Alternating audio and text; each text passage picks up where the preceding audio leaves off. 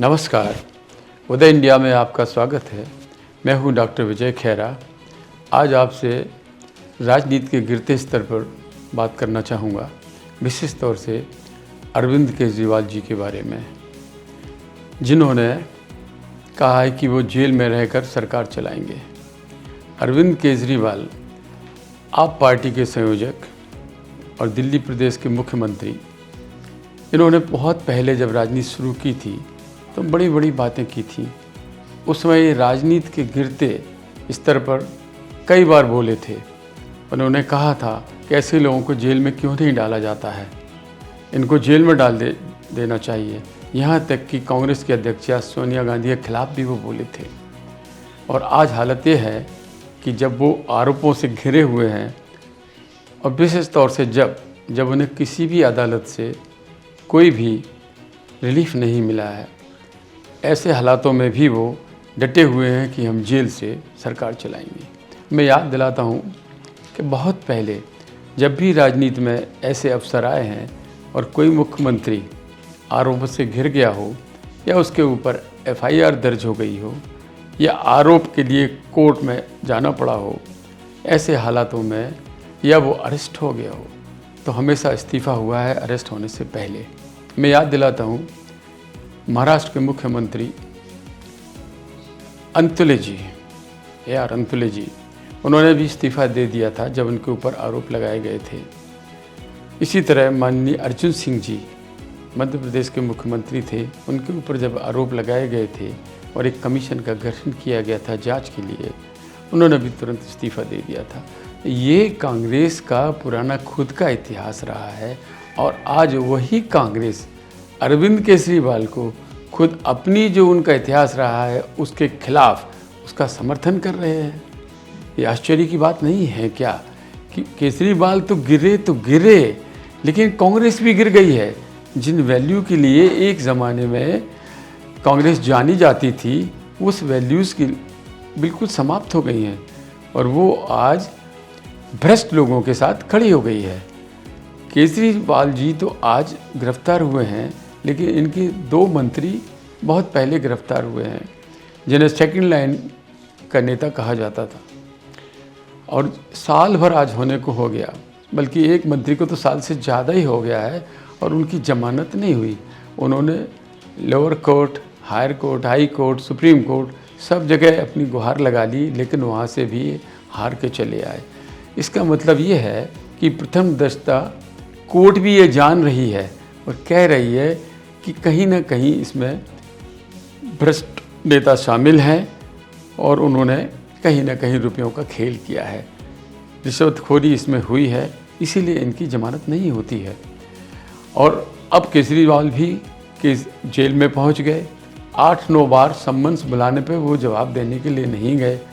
इस बीच में बाकी गवाह और बाकी इनके मंत्री जो भीतर थे, उनसे ली गई टिप्पणियाँ, उनसे लिए गए इंटरव्यूज़ और उनकी जांच पड़ताल करने के बाद ये पाया गया कि इसमें मुख्यमंत्री का हाथ कहीं ना कहीं था और इसीलिए मुख्यमंत्री को जवाब देने के लिए बुलाया गया। और जब उन्होंने जवाब से हीला हवाली की, टाल मटोल की, छुपाना चाहा, जब उनसे पूछा गया कि इतने टेलीफोन क्यों नष्ट किए गए हैं, जांच शुरू होने से पहले सारा रिकॉर्ड क्यों सारा रिकॉर्ड हटाया गया है, नष्ट किया गया है, उसका जवाब वो नहीं दे सके। तो आगे जांच के लिए उन्हें जांच करने वाली एजेंसी ED अपने साथ ले गई और कोर्ट में भी उनको कोई रियायत नहीं मिली। यहाँ तक कि सुप्रीम कोर्ट से तो उनके वकील सिंघवी जी ने अपनी याचिका ही वापस ले ली थी, क्योंकि वो जान रहे थे कि इस याचिका में उनको कोई रिलीफ मिलने वाला नहीं है। अब यही केजरीवाल जी हैं जो कट्टर ईमानदार होने की बात हमेशा कहते थे और अपने आप को चिल्ला कर कहते थे कि हम कट्टर ईमानदार हैं। उनके कट्टर ईमानदार 2 मंत्री बराबर जेल में हैं, एक सांसद बराबर जेल में है, जमानत होती नहीं है। एक मंत्री पहले जिसको एक कट्टर ईमानदार बताते रहे, डिग्री चोरी में पकड़ गए थे और तब भी ये कहते रहे नहीं, उन्होंने कुछ नहीं किया। बाद में जब विश्वविद्यालय ने बताया कि उन्होंने कोई डिग्री हासिल नहीं की है, तब जाके वो जेल में गए और उन्होंने इस्तीफ़ा दिया। हालत ये है कि उस हर भ्रष्ट आदमी को केजरीवाल बचाना चाहते हैं जो इनके लिए काम का हो, चाहे वो नेता हो, चाहे वो व्यापारी हो, चाहे छुट भैया कोई वर्कर हो, चाहे जो हो। यहाँ तक कि उनने अपने विधायकों को भी बचाने की कोशिश की। एक विधायक तो शायद अभी जेल में है या गिरफ्तारी में है, और अन्य विधायकों के ऊपर भी यही हालत होने वाली है। बल्कि उनके दूसरे नेता बाहर से चिल्लाते हैं कि वो जेल से सरकार चलाएंगे। आम जनता नहीं जानती है कि जेल से सरकार कैसे चलाई जा सकती है। एक आदमी जो जेल में है, जहाँ फाइलें जा नहीं सकती, वो जेल से बाहर आ नहीं सकता, वो जनता का भला कैसे करेगा।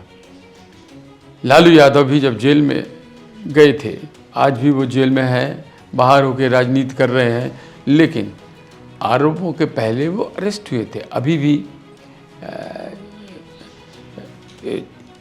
झारखंड के मुख्यमंत्री, उन्होंने भी पहले इस्तीफ़ा दे दिया था गिरफ्तारी से पहले। तो ये एक सामान्य व्यवस्था है, एक सामान्य हमारा सिस्टम चला आ रहा है आज़ादी के बाद से कि आज तक जो भी मंत्री आरोपित होता है। एक और राज्य मंत्री थे और वो हेल्थ में थे, एक एडमिशन के ऊपर उनके ऊपर आरोप लगे थे। केंद्र में राज्य मंत्री थे स्वास्थ्य में, एक एमडी में एडमिशन पर उनके ऊपर आरोप लगे थे, उन्होंने तुरंत इस्तीफ़ा दिया था। लोग तो पहले आरोपों पर ही इस्तीफ़ा दे देते थे, अब तो ये गिरफ्तारी पर भी इस्तीफ़ा नहीं दे रहे हैं और कहते हैं कि हम जेल से चलाएंगे।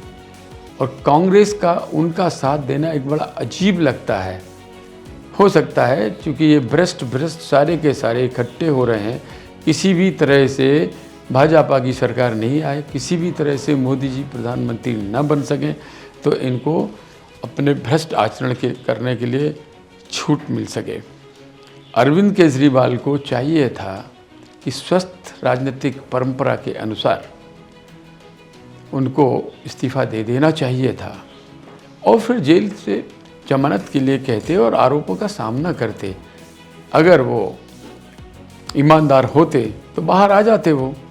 लेकिन अभी जितना दिखाई दे रहा है, क्योंकि अभी कोर्ट में संजय सिंह जी ने काफ़ी बातें की थी, जो सांसद हैं इन्हीं की पार्टी के, अपने आप को काफ़ी उन्होंने बड़ा बोल के समझाने की कोशिश की थी, जिसके ऊपर उन्होंने डांट भी लगाई थी और उनको प्रथम दृष्टया दोषी माना था। जितने मंत्री इनके अभी जेल हैं उन सबको कोर्ट ने प्रथम दृष्टया दोषी माना है। अगर इनको कोई रिलीफ मिलता है कोर्ट से तब तो ठीक था, जब इनको रिलीफ नहीं मिला कोर्ट से तो ये क्यों उम्मीद लगाए बैठे हैं कि हमें कोई ना कोई रिलीफ मिल जाए पहले तो मैं बाहर आके सरकार चला लूँ। और हर बार इस बात का ढिंढोरा पीटते हैं कि हमें चुनाव से रोकने के लिए किया गया। अरे अगर तुमको ये डर था कि चुनाव आने वाला है तो पिछले 7, 8, 9 संबंध में जाना चाहिए था ना। तब भी ये कह रहे थे कि अभी चुनाव चल रहे पंजाब में, फिर कह रहे थे अभी चुनाव चल रहे मध्य प्रदेश में, राजस्थान में। तो चुनाव तो एक सतत प्रक्रिया है प्रजातंत्र की और वो चलते रहते हैं, उसका इससे कोई संबंध नहीं है। आपने हरकत की है, पैसा खाया है और ये माना है कि 6% से 12% कमीशन दिया गया है निजी कंपनियों के लिए शराब की बिक्री में बढ़ा के। जब कमीशन सीधा 6% बढ़ाया गया, 1-आधा% समझ सकते थे, पूरा डबल किया गया और उसका पैसा लिया गया है और वो पैसा गोवा के चुनाव में लगाया गया है और भी जगह इस्तेमाल किया हुआ। एक बात अभी उनकी मंत्री आतिशी जी कह रही थी कि पैसा मिला तो नहीं कहीं। अरे इतने दिनों में पैसा इधर उधर करना, इधर उधर रखना तो बड़ा आसान था, क्योंकि इतना समय आपने जो लिया है उतने में जब नष्ट भी किए हैं, आपने सबूतों को पूरी तरह मिटाने का प्रयास किया है, आपने 50 टेलीफोन बदले हैं, नंबर बदले हैं, क्या इसकी आवश्यकता थी। यहाँ तक कि रात को फाइलें गायब करने का प्रयास किया गया, ऑफिस से फाइलें गायब करने की भी कोशिश की गई, जो बाद में अब सामने आ गई और रिकॉर्ड में है, वो सबूत के तौर पर सब कुछ सामने आएगा।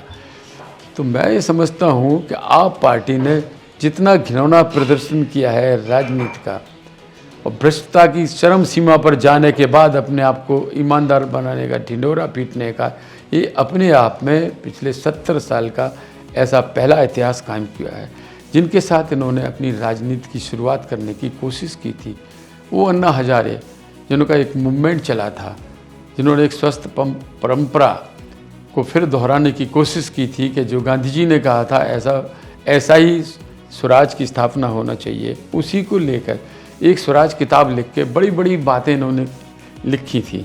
और जो जो बातें इन्होंने लिखी उसमें एक पर भी एक कायम नहीं रहे। जो जो बातें इन्होंने बोली उस समय अन्ना हजारे के मूवमेंट के समय, आंदोलन के समय, उन सब बातों के बिल्कुल विपरीत काम किए हैं आज, और उन बातों के विपरीत ही केजरीवाल साहब बोल रहे हैं। अगर ये किसी भी परंपरा को अपनाते आज तक के इतिहास में, तो ये स्वतः तुरंत इस्तीफ़ा दे देते, जेल जाने से पहले ही इस्तीफ़ा इनको दे देना चाहिए था। और आश्चर्यजनक बात तो सबसे बड़ी ये है कि कांग्रेस पार्टी कैसे इनके साथ है, कैसे इनको बचाने की कोशिश कर रही है। जब इनके ऊपर भ्रष्टाचार के चार्ज लगे थे, उस समय आरोप के समय कांग्रेस के एक बड़े नेता जो मंत्री रह चुके हैं, अब कांग्रेस के राष्ट्रीय ट्रेजरर हैं माकिन जी, अजय माकिन जी, उन्होंने उस समय कहा था कि इनके ऊपर चार्जेस की जांच होनी चाहिए, तुरंत जांच होनी चाहिए, और भ्रष्टता के काम सामने दिखाई दे रहे हैं। तो अजय माकिन को भी दबाया हाई कमांड ने। इसका मतलब हाई कमांड शुरू से क्या भ्रष्ट लोगों को परिश्रम देती है, उन्हें सहारा देती है, या उन्हें खुद का डर है? उनको खुद का डर है कि हम भी इस भ्रष्ट में आरोपित हैं। तो नेशनल हेराल्ड में सोनिया जी और राहुल जी दोनों उसमें आरोपित हैं, और वो जमानत पर भी हैं।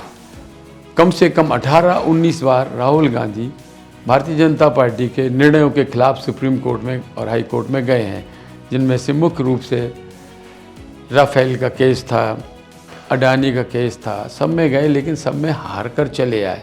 तभी भी कांग्रेस पार्टी अपना रास्ता नहीं बदल रही है। अब जब भारतीय जनता पार्टी 400 सीट से ज़्यादा जीत के आएगी, ये मशीन को दोष देंगे, मशीन के खिलाफ चिल्लाएंगे, जबकि बात ये है कि आज इनके भ्रष्ट रवैये को पूरा हिंदुस्तान देख रहा है, जनता देख रही है, और जेल से सरकार चलाने का इनका जो फैसला है, एकदम हर तरह की मॉरलिटी से बिल्कुल एक गिरा हुआ फैसला है। हम तो सोचते हैं कि अभी भी वक्त है, इनको इस्तीफ़ा दे देना चाहिए, और कोशिश करना चाहिए कि राजनीति की जो स्वस्थ परंपरा आज तक जो चली आई है, जिस मंत्री को आरोपित किया जाता है वो हमेशा इस्तीफ़ा देता है। और हमने इसका सबसे बड़ा उदाहरण अर्जुन सिंह जी को नाम लेके बताया है आपको, जिन्होंने तुरंत इस्तीफ़ा दिया था। वो तो गिरफ्तार भी नहीं हुए थे, वो तो जेल भी नहीं गए थे। यही अरंतुले जी का भी था, उन्होंने भी इस्तीफ़ा दिया था। खुद कांग्रेस पार्टी अपने मंत्रियों से आरोपित होते ही इस्तीफ़ा मांग लेती थी और वो इस्तीफ़ा दे देते थे। वही कांग्रेस पार्टी आज उस भ्रष्ट तंत्र का हिस्सा बन रही है, जिस भ्रष्ट तंत्र के गुरु अरविंद केजरीवाल हैं। नमस्कार।